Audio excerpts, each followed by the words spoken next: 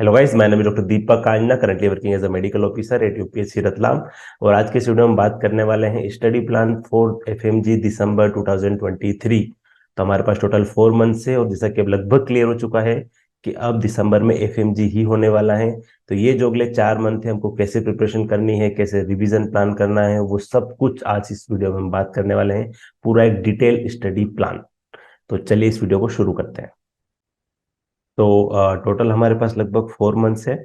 4 month total 125 days. अगर हम exam का टारगेट लेते हैं 4 दिसंबर 2023, क्योंकि हर बार लगभग उसी के आसपास एग्जाम होती है। थोड़ा बहुत अगर एग्जाम पीछे हो जाएगी, दिसंबर के एंड में हो जाएगी, लास्ट में हो जाएगी, तो हमारे लिए एक्स्ट्रा डेज होंगे। तो बेटर है कि हम थोड़ा टारगेट हमारा आगे रखें। अभी जो भी हम प्लानिंग वीडियोस, आज का पूरा प्लान बना रहे हैं, ये बेस्ड होगा प्रेप रीडर के ऊपर। हम जो फर्स्ट रीडिंग करने वाले हैं वो 65 डेज में करने वाले हैं।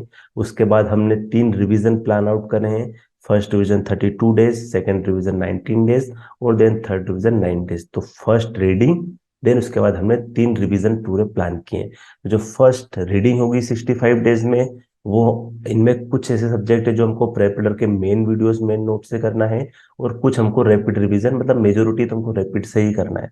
बट जो मेन से करना है वो कौन कौन से करना है, ताकि हमको एक क्लैरिटी हो जाए, कॉन्सेप्ट की क्लैरिटी हो जाए, ताकि हमको एग्जाम में दिक्कत नहीं आए।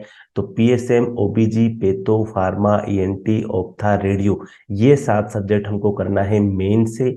तो PSM OBG 6 6 days, patho pharma भी 6 days 6 days, ENT ophtha 4 4, and radio 2 days. ये सब्जेक्ट हमको मेन वीडियो, मेन नोट से करना है। इसके अलावा जो सब्जेक्ट बच रहे हैं, physio and art 3 3 days, medicine surgery 5 5, micro 3, biochem 3, forensic 2, pedia psych, derma anaesthesia. और तो ये इस हिसाब से हमने डे प्लान करे हैं। ये जो बाकी सब्जेक्ट बच रहे हैं, ये 12 सब्जेक्ट हमको रैपिड रिवीजन से करने हैं। तो इसमें हम रैपिड के ही वीडियो और रैपिड के ही नोट्स हमको यूज करना है। जब आप ये फर्स्ट रीडिंग कर रहे हो, तभी साथ साथ में आपको प्रेपरेटर से जो क्यू बैंक आपके पास है, वो क्यू बैंक भी आपको सोल्व साथ साथ ही करते हुए जाना है। ऐसा मत सोचे कि रिवीजन करेंगे तब सोल्व करेंगे। अभी आपको जितना भी टाइम मिल रहा है, उतना आप एटलीस्ट क्यू बैंक सोल्व करते जाओ। क्यू बैंक में भी कोशिश करो कि जो टॉपिक वाइज क्वेश्चन है वो, प्लस ज्यादा फोकस हमारा पीवाईक्यूज पे हो। तो एटलीस्ट डेली के 30 to 40 पीवाईक्यू आप सोल्व करो, ताकि एफएमजी के लास्ट 3 to 4 ईयर के आपके पीवाईक्यूज सोल्व हो जाए। और कुछ कोशिश करो कि साथ में थोड़े बहुत आप नीट पीजी के पीवाईक्यू भी आप सोल्व कर सकते हो। तो उससे आपको एक्स्ट्रा बेनिफिट मिलेगा।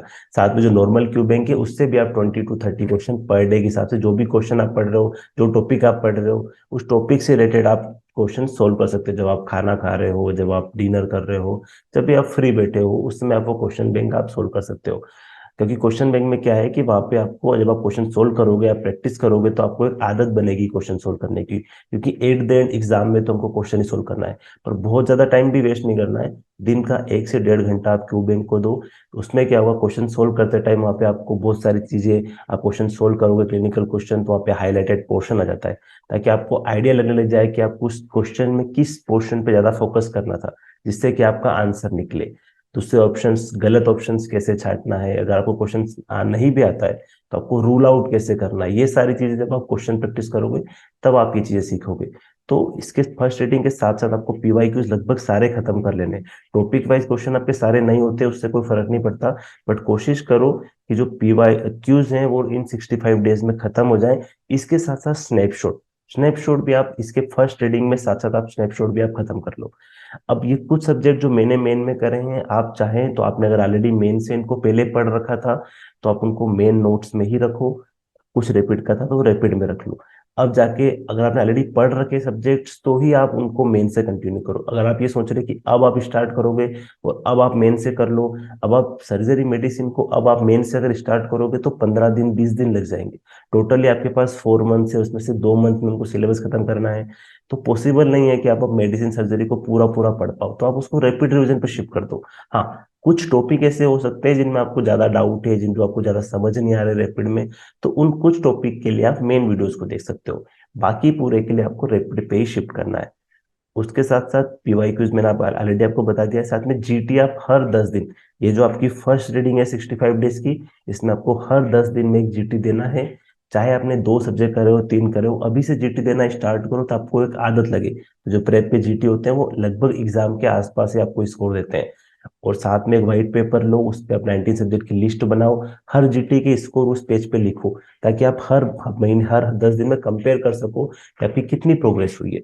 इसके बाद जो रिवीजन प्लान है वो तुम्हारे पास 3 रिवीजन प्लान है। फर्स्ट 32 डेज में खत्म करना revision, PSM 3, OBG 3, Patho 2, Pharma 2, ENT 2, Optha 2, radio 1, physiology 2, NR 2, medicine 3, surgery 3, micro 1, biochem 1। इस हिसाब से हमको ये फर्स्ट रिवीजन प्लान करना है। अब कोई बोला है कि इतने दिन में तो पॉसिबल नहीं है करना, देखो आपको टाइम देना पड़ेगा, आपको एटलीस्ट 10 to 12 आवर की पढ़ाई मिनिमम करना पड़ेगी। आप 5 साल की पढ़ाई 4 महीने में करने की सोच रहे हो तो यहाँ पे कोई ऑप्शंस नहीं है। अभी तक जो आपकी कॉलेज की लाइफ चल रही थी, जो माइंडसेट चल रहा था, प्लीज उसको अब आप छोड़ दो। उन फ्रेंड्स को छोड़ने की नहीं बोल रहा हूँ, बट एटलीस्ट ऐसे फ्रेंड्स जो आपको डिस्टर्ब कर रहे हैं अपने पाथ से, उन फ्रेंड्स से आप अलग हो जाओ।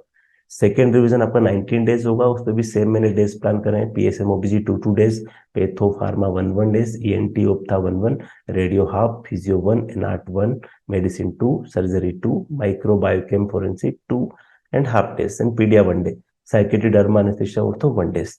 तो आपने इन सब्जेक्ट में से जो भी सब्जेक्ट पहले कर रखे थे कॉलेज टाइम में, तो आप उनको मेन से ही कंटिन्यू करो, फिर आप रिवीजन भी मेन से ही करना। ऐसा नहीं कि आप ऑलरेडी मेन से करते हुए आ रहे थे और अब जाके आप रैपिड पे शिफ्ट कर रहे हो। हाँ, अब अगर आप सोच रहे हो कि अब आप जीरो से स्टार्ट करोगे, तो फिर आप इस प्लान को फॉलो करो। ये लास्ट थर्ड रिवीजन, जो लास्ट 9 डेज जब एग्जाम के जस्ट पास आ जाएंगे, तो आप हमको एक क्विक रीडिंग करते हुए चीजों को आगे बढ़ना है। तो ये थर्ड रिवीजन में 9 डेज में चीजें हैं। PSM OBG 1 1, पेथो फार्मा दोनों मिला के 1, ENT ophtha radio 1, physio NR pedia 1, surgery 1, micro biochem forensic 1। तो ये लगभग एक बार से एक रिकेप करना होता है कि भाई जो चीजें हमने पढ़ी हैं वो हम उसके हिसाब से खत्म कर ले। जब आपके रिवीजन स्टार्ट हो जाते हैं तो आप हर वीकली एक जीटी देना स्टार्ट करो। साथ में क्यू बैंक तो आप जो रेगुलर सोल्व कर रहे थे वो क्यू बैंक तो आप रेगुलर सोल्व करो ही सही, क्योंकि क्वेश्चन प्रैक्टिस नहीं करोगे तो एट द एंड क्वेश्चन ही आना है, एग्जाम में जाके तुमको क्वेश्चन ही सोल्व करना है। तो उसकी प्रैक्टिस स्टार्टिंग से आप स्टार्ट करो। इसके साथ ही ये PDF जो आपको शेड्यूल की, आपको इस मेरे इस टेलीग्राम चैनल में मिल जाएगी, इसकी लिंक आपको डिस्क्रिप्शन में मिल जाएगी। और अगर आपको कुछ पर्सनली मेरे साथ 1-to-1 सेशन बुक करना है, जहाँ पे आपको आपका पर्सनलाइज प्लान, स्टडी प्लान आपको बनाना है आपके हिसाब से कि आपने इतने सब्जेक्ट कर रखे हैं, अब मैं क्या करूं, या अब मैं कैसे प्लान आउट कर सकता हूँ चीज़ों को, या आपके अटेम्प्ट ज़्यादा लगे हुए हैं, आप नहीं क्लियर कर पा रहे, तो आप एक बार मुझसे 1-to-1 सेशन बुक कर सकते हैं, जहाँ पे हम पर्सनल डिस्कस करके आपके लिए एक स्टडी प्लान बना सकते हैं। इसकी लिंक भी आपको जो है वो डिस्क्रिप्शन में और कमेंटेशन दोनों जगह मिल जाएगी। सो देखो, nobody can go back and start a new beginning, but anyone can start today and make a new ending। अभी तक आपने कॉलेज में क्या करा था उससे किसी को नहीं फर्क पड़ता। अब आप आ गए हो इंडिया, अब ये जो अगले 4 मंथ है इसमें आप क्या करोगे, वही मैटर करता है। तो अभी तक जो हो गया था उन सब चीजों को छोड़ो, अब एक फ्रेश स्टार्ट करो। जो गलतियां अब तक करी थी, प्लीज अब उन गलतियों को वापस रिपीट मत करो। ये जो अगले 4 मंथ हैं ये आपके लिए सब कुछ होने चाहिए। कोई सोशल मीडिया, कोई दोस्तों के साथ पार्टी शार्टी, हर चीज को आपको अवॉइड करना पड़ेगा।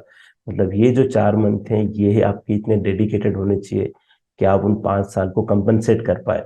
देखिए बिल्कुल वर्थ इट है। जब आप ये एग्जाम FMG क्लियर करोगे, आपके घर वालों के चेहरे, आप वो आप पर प्राउड फील करेंगे। और सिर्फ वही नहीं, आप खुद अपने आप पे प्राउड फील करोगे जो मेहनत आप अगले 4 महीने में करने वाले हो। आई नो बहुत टफ होने वाला है, क्योंकि रोज 10-12 घंटे पढ़ना, और वो भी कॉलेज की लाइफ जो बाहर अब्रोड से जाके फिर इंडिया आना, और अब ये बहुत ही चैलेंजिंग फेज होता है। बट आपको कहीं ना कहीं ये चीजें क्लियर करनी है। प्लीज अटेम्प्ट के साइकिल में ना फंसे, फर्स्ट अटेम्प्ट को बहुत सीरियसली ले। ज्यादातर लोग जिनके अटेम्प्ट लगते हैं वो फर्स्ट अटेम्प्ट को उतना सीरियस नहीं लेते हैं। प्लीज अब आप जैसे नेक्स्ट आगे बढ़ गया है, तो इसका मतलब ये नहीं कि आप अपने आप को ये सोचे कि चलो अब तो हमारे पास FMG के और भी अटेम्प्ट है। नहीं, हमेशा सोचो कि ये फर्स्ट अटेम्प्ट होना चाहिए हमारे लिए, फर्स्ट एंड लास्ट अटेम्प्ट बस। जैसे ही अटेम्प्ट होगा खत्म, इसके बाद हमें कुछ और करना ही नहीं है। बाकी और प्रेपडर के सब्सक्रिप्शन लेने के लिए आप डिस्क्रिप्शन में लिंक पे क्लिक कर सकते हैं, वहाँ पे आप प्रेपडर के सब्सक्रिप्शन बाय कर सकते हैं। और इसी तरह के और वीडियोस देखने के लिए चैनल को सब्सक्राइब करिए, अपने दोस्तों के साथ इस वीडियो को शेयर करिए। Thank you so much.